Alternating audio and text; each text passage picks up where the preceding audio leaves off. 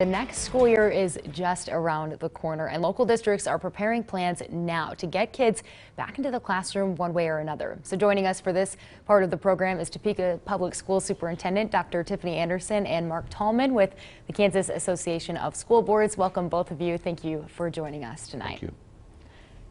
All right, so the governor just announced. Thank you for having me. Yeah, we're excited to have you. So the governor just announced yesterday that she is delaying the start of schools until after the Labor Day holiday. Is the delay a good thing for schools? Mr. Tallman, let's start with you first.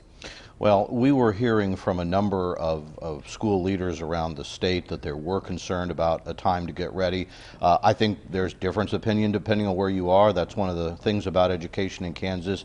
They're very unique circumstances, but I think there was a lot of concern that since the State Board of Education had just put out its final guidance this week, that having some more time to prepare to implement that would be helpful in many cases. So, the next step is to the State Board of Education. I'm sure school leaders and others will be talking to their members about their feelings. Right. Dr. Anderson, is the extra 3 weeks a good thing for Topeka schools? You know, I'm so glad that Mr. Tallman really started that comment off about the state overall. I can tell you for Topeka, I am so thankful to have a governor that really looks at all of the pieces from health to preparation to, continuing to put students first. And while we want our students in the classroom as quickly as possible, we want to do so thoughtfully and safely. And so for us, we were looking at a phased-in approach anyway. And so hearing her share that Labor Day time frame gives us time, but also we hope changes the direction of how the COVID numbers are rising. So schools across the state have already been working on plans to reopen schools for several weeks now. Jan Winter asks, why not let the schools that are ready for new rules open? If it happens that not all schools return, then can we call it a soft opening? And will it really allow us to see better about how it goes? Mr. Tallman, what do you think about letting some schools that already have a plan in place open before Labor Day? Well, that's really now going to be in the hands, I think, of the State Board of Education, which are 10 members that represent the entire state. They can weigh that. The governor obviously felt that the overall condition of the state would make a uniform policy make sense. There are some issues where even though schools are different, they're very much interconnected around, sometimes sharing staff, sharing schedules. So there is not a simple answer, but again, I think that's something that we will probably find out next week when people have weighed in, when the state board makes their decision on the governor's policy. Dr. Anderson, do you have anything to add to that as well? You know, we've been planning actually really since May in regards to all kinds of contingency plans. So we have our plan ready. In fact, we're going over it right now at our school board meeting. And now that we have the state's guidance, that's being added into our plan. So we are ready to transition back in a phased-in approach in a way that is more of a soft launch when our officials feel that it's most appropriate to do so. And I trust their judgment. The individuals at the State Board of Education, the individuals at the State Department, and most importantly, the health officials in this particular case, since those numbers have continued to rise. So we're prepared to transition back in a way that we feel is appropriate when they think it's most appropriate to do so. And so a follow-up to this, DJ, one of our viewers, wants to know, is it true that even online schools in Kansas will be delayed until after Labor Day? If so, how would this keep anyone safe from coronavirus? What about schools that have online classes planned? Is the delay really necessary for kids learning remotely? Mr. Tallman? I'm going to be able to dodge that question for the simple reason we have not yet seen the specifics of the governor's order. It may still being worked on. That may still be under consideration. So the simple answer is I don't know to what extent it's going to cover online learning and some of those other options that are out there. I know that's being looked at. Dr. Anderson, did any teachers give you any feedback about online learning? There was some of that going on when schools closed, months ago. What was feedback from teachers that have already been doing that? You know, we receive feedback from teachers and parents because we've been holding feedback gathering sessions over the last 2 weeks. And so we've received a mixed bag of feedback. Some people actually thought that online learning really suited their children well as their students well. And then others felt that online learning was a challenge, both for the teacher and the student. Ultimately, we want our kids back in the classroom and in the building. We want to see our kids, hug on them and love on them in ways that we can, even with air hugs. So ultimately, we all believe that it's best for kids to be back in school in a building. We just want it to be safe when they transition back. Right. Dr. Anderson, Topeka Public Schools has already been looking at a plan to get kids back into classes. You said since May you've been discussing it. What does Topeka's reopening plan look like at this time? Well, you know, we surveyed our parents, we surveyed our staff, and we really looked at all of the options. And here's the amazing thing, Topeka is so diverse that they really wanted all the options, which I love that. I think that options for families makes certainly great sense. And so we actually will have a hybrid model in place where a portion of students will come and the others will be home. Here's why we have to do that. The restrictions of the 6 feet distancing in the classroom already prevents us from fitting all the students in one building at one time. The restriction of having 1 student per seat on the bus restricts us from having all the students return. So we will have to do a hybrid model because of that. However, we also had parents, especially for our youngest learners, that really wanted their child back at school every day.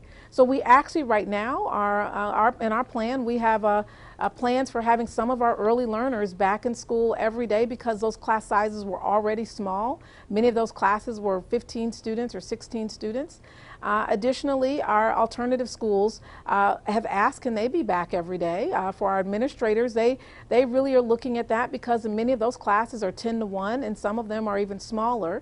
And so where we can allow that, we will, especially for our special needs young students and others as well across the district. So our plan has an in-person everyday component, a hybrid component, as well as those that want to be fully online 100%. And right now, 800 families approximately have asked to be online 100% out of our 13,500 families. Yeah, and so this next question goes along great with what you were just saying. Many school plans in the area, as well as the state guidelines, would have at least some kids back in the classroom for in-person classes. So Luis wants to know, how is it at all possible to sit students 6 feet apart when in the classroom? Luis goes on to ask how teachers will be protected from students who may not be wearing a mask. What are some of the concerns when it comes to keeping these kids safe? Dr. Anderson, do you want to start? Sure. Elise, I love that question. Thank you for asking it. Safety is uppermost in our mind, and we actually today here have a makeshift classroom if someone wants to kind of take a look at that before they leave. But I will tell you this, a couple of things. Masks are required in our school. We also have purchased the thermal thermometers, and so actually when you walked in this building today, when the reporters walked in, it took their temperature actually when they walked in. They just have to stand still for a second, so all of our staff members will have their temperature checks. We have partnered with the University of Kansas, and they will actually be doing on-site COVID testing as well. And so it's because we have a hospital clinic set up in our schools, and at least in one of our high schools. The other piece, we've actually purchased 2 masks for every student. We've purchased face shields, and we have a variety of other protective measures in place. We actually will be doing deep cleaning every Wednesday. So our schedule is a Monday-Tuesday schedule. Wednesday, those Monday, Tuesday kids would come to school at the same time, and then Thursday, Friday, those kids would come to school at the same time, and then we'll be doing deep cleaning again in the mornings on Monday morning. So we'll be taking a number of preventative measures that's outlined in our plan.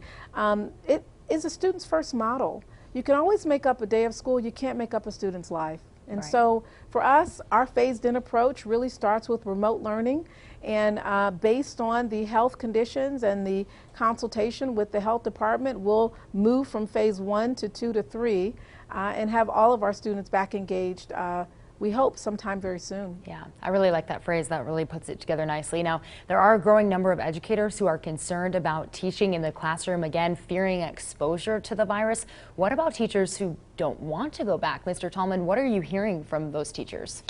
Well, school districts now all over, and I just want to say what Dr. Anderson said is exactly what districts all over the state are looking at, exactly how to make that kind of balance. Some families will not want to come back. We need to have good programs for them. Some families will want, and students will be back, need to be back as much as possible, and for many it will be a blend, and it's that balance that we're working through. And that will to some extent change the staffing needs. So for educators that don't want to come back, we can very much assume that many we're going to have more students learning remotely. And so I think we'll have to see a shift in some people's responsibilities to say, if you're not comfortable coming back, can we find a way that you can do your teaching online or in some way that makes you feel comfortable and meets the needs of those students who don't want to be there. That's the balancing act that our districts are going through right now. They're surveying their staff, they're surveying their families, and they're doing those measurements to go back to the other question of how do you structure a class? How do you put school together to make that happen? And that goal is to try to give as many people as possible the confidence that it'll be safe to come back, while at the same time giving options so people feel comfortable wherever they are on that spectrum. Okay, and Dr. Anderson, what are you telling teachers as well? You know, we're trying to accommodate as much as we possibly can our teachers and their needs. Most importantly, even the calendar change, our teachers are planning what that calendar is going to look like. The more that you can get those voices in, the better. I want to encourage everybody to wear their masks and listen to those people, because you can't really, those people being those in our community as well as our staff and our students, you can't serve those that you don't understand. And so we're seeking to understand first the needs, and we're going to adapt. We're going to adapt to meet our teachers' needs as well as our students and our families. Hey, tomorrow for our families in Topeka, just go online on Facebook at 10 a.m. I'll actually be debriefing with our parents, all the PTO presidents on the DCAC, and we'll be talking about the plan and making sure that we personalize it to fit our families and our teachers' needs. Thank you, Topeka, for supporting us. All right, well, thank you both so much for being here with us tonight. Thank you. We know that a lot of people were interested in school questions, so thank you so much for your time.